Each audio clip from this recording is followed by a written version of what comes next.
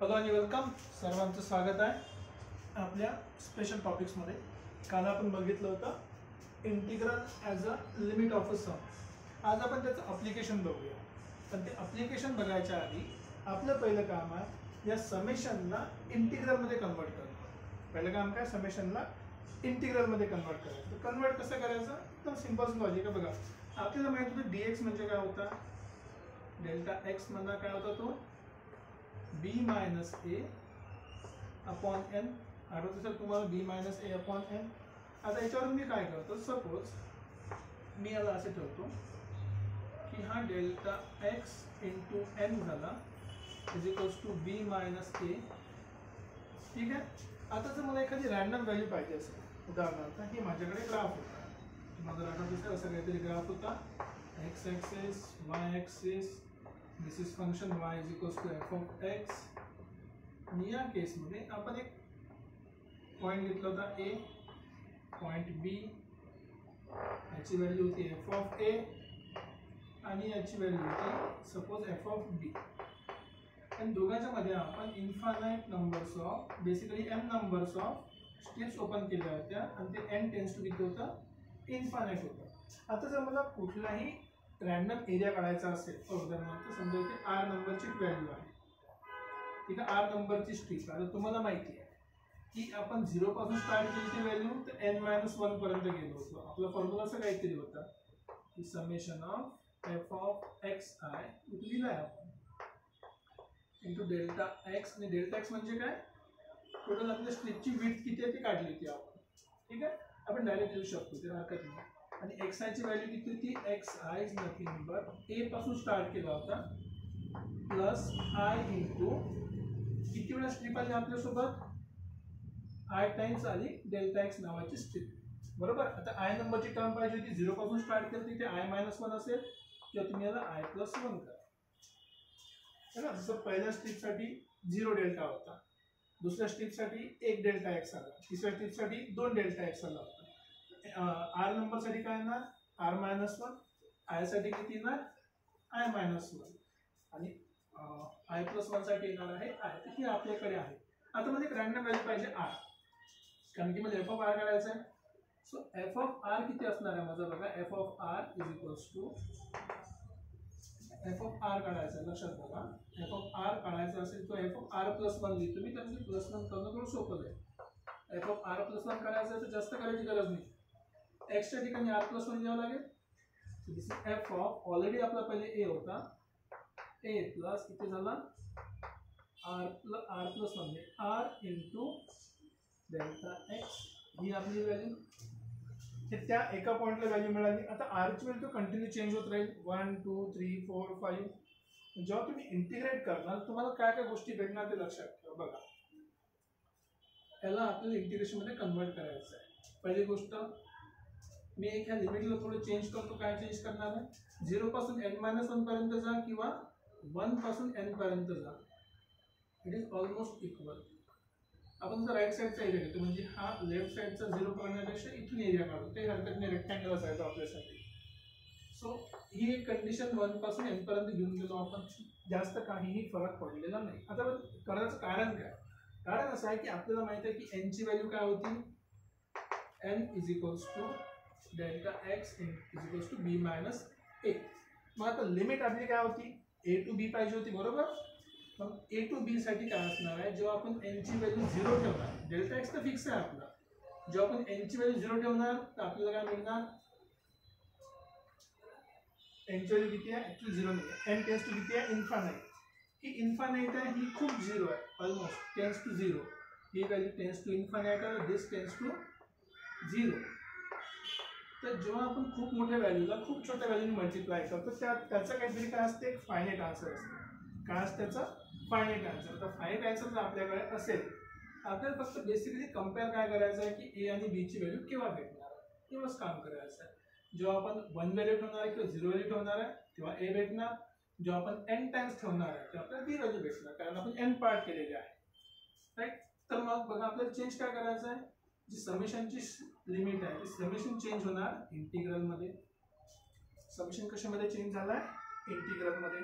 आता हा जो आपला डेल्टा एक्स आहे बेसिकली ती एक स्ट्रिप झाली. डेल्टा एक्स म्हणजे काय, एक स्ट्रिप, त्याला आपण dx पण म्हणतो. आता dx ची युनिव्हर्सल लेंथ किती असणार, नॉर्मल तर आपण b minus a upon n लिहितो, बरोबर, b minus a upon n.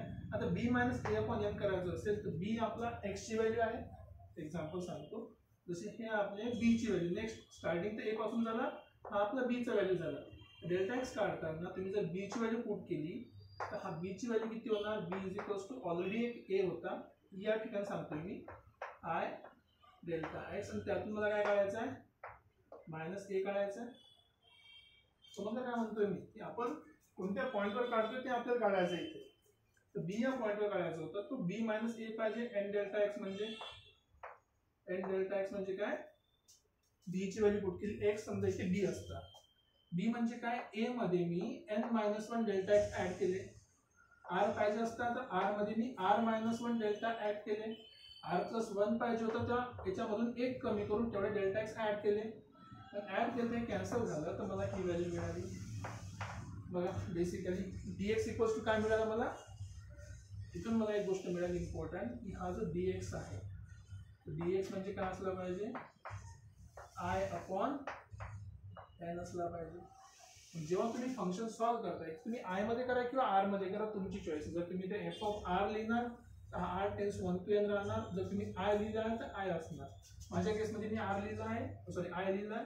तर नेक्स्ट माझ्याकडे असेल जो तुमचा असेल i बाय n, ठीक आहे, त्याला रिप्लेस करा तुम्ही dx, किंवा जर तुमच्या फंक्शन मध्ये तुम्ही r यूज करत असेल r बाय n, त्याला रिप्लेस करा तुम्ही dx, दिसते i बाय n किंवा r बाय n. नेक्स्ट आहे आपली लिमिट तुम्हाला आधी सांगितलं आहे, काही टेन्शन नाही आहे. आणि नेक्स्ट इथे तुमचं फंक्शन आहे x, इथे तुमचं फंक्शन आहे, इथे x आहे का फंक्शन नाही, तुम्हाला x काढावं लागेल. जर तुम्ही x काढणार तेव्हा a आणि a कॅन्सल होईल, परत r बाय n तुम्हाला भेटणार. तर तुमचा जो f of r by n आहे किंवा i बाय n, माझ्या केसमध्ये i बाय n, त्याला तुम्ही f ऑफ x लिहा, किंवा म्हणजे तुमची केस तुम्ही म्हणता r यूज करायचं, f of r by n असेल, त्याला तुम्ही काय म्हणा, f ऑफ x लिहा. ठीक आहे, लिमिट पण आपल्याला माहित पडली, सगळ्या गोष्टी आपल्याला माहित पडल्या. आता आपण जाऊया क्वेश्चनला. खूप सोपा क्वेश्चन आहे, काही मोठं काम करायचं गरज नाही. जर तुम्हाला परत लिमिटची गोष्ट काढायची असेल, a पासून b पर्यंत कसं आहे, a काढताना इथे डेल्टा एक्स 0 होता, 0 ठेवून दिला, तर तुम्हाला इनिशियल व्हॅल्यू भेटणार. सेकंड टाइममध्ये तुम्ही त्याला n-1 पुट करा किंवा n पुट करा, तुम्हाला अप्पर लिमिट भेटणार. आता हे 3 पॉईंट तुम्हाला लक्षात ठेवायचे महत्त्वाचे, की समेशनचं इंटिग्रल होणार, i बाय n असेल तर dx होणार, आणि फंक्शन तुम्हाला i बाय n च्या फॉर्ममध्ये लिहायचं. आता येऊ आपण याचं ॲप्लिकेशन क्वेश्चनवर. सिंपलचा क्वेश्चन आहे, काही कॉम्प्लिकेटेड नाही. पहिले क्वेश्चन समजून घ्या. आपल्याला दिलं आहे वरती n आहे, खाली n² + 1² again plus n upon n² + 2², आणि हे कंटिन्यू चाललेलं आहे. आणि ते इम्पॉर्टंट नोट करायची गोष्ट आहे, तुम्हाला दिसत नसेल ते आहे, तुम्हाला दिसत असणार ते इम्पॉर्टंट गोष्ट काय, limit n tends to infinity आहे. जसं तुम्हाला दिसलं की एका सिरीजची सम आहे, त्याच्यामध्ये लिमिट टेन्स टू इन्फिनिटी आहे, याचा अर्थ it is a limit of a sum, याचा क्वेश्चन आहे. त्याला तर सॉल्व करायला सिरीज सॉल्व करायची गरज नाही, आपण त्याला इंटिग्रल मध्ये कन्वर्ट करू शकतो. ठीक आहे, तर इंटिग्रल मध्ये कन्वर्ट करताना तुम्हाला लक्षात ठेवायचं की स्टँडर्ड फॉर्म मध्ये लिहायचं. Limit n tends to infinity, पहिला वरती n upon n² + 1² plus n upon n² + 2² plus आता बघा वरती n आहे, इथे वरती n आहे का नाही आहे, वरती आणि खाली n ने मल्टिप्लाय करा. आता सगळ्या ठिकाणी युनिफॉर्म झालं. सेकंड गोष्ट काय लक्षात ठेवा तुम्हाला, बघा सेकंड इम्पॉर्टंट गोष्ट की सगळ्याचे फॉर्म सेम आहे का, म्हणण्याचा अर्थ इथे n अपॉन n² + 1² आहे, इथे n अपॉन n² + 2² आहे, म्हणजे हा कंप्लीट स्क्वेअर आहे कुठल्या तरी नंबरचा. इथे पण तुम्हाला n अपॉन कुठल्या तरी नंबरचा कंप्लीट स्क्वेअर पाहिजे n² सोबत. तर 5 पैकी जर मी n² इथे काढला, किती राहिले आपल्याकडे, 4 n² राहिले. पण 4 n² आपल्याला डायरेक्ट लिहायच नाही, तो होल स्क्वेअरच्या फॉर्म मध्ये असला पाहिजे. जो 4 आहे n², तर 4n² ला मी ऍक्च्युअल मध्ये काय लिहू शकतो, 2n चा होल स्क्वेअर. आता तुम्हाला एक्झॅक्टली पॅटर्न दिसत असेल, n², n², n², पहिल्याचा स्क्वेअर, दुसऱ्याचा स्क्वेअर, जो टर्म असेल त्याचा स्क्वेअर. एन एन आणि एन. सो बेसिकली आता आपल्याकडे हे फंक्शन काय झालं, limit n tends to infinity माहिती आहे का आपल्याला, हे एक सम आहे, हा एन तसाच आहे, व्हॅल्यू कोणती बदलत आहे 1 2 up to 2n. So value change होते. Suppose i is equals to 1 पासून स्टार्ट झाली, 1 2 अप टू 2n पर्यंत चेंज झाली.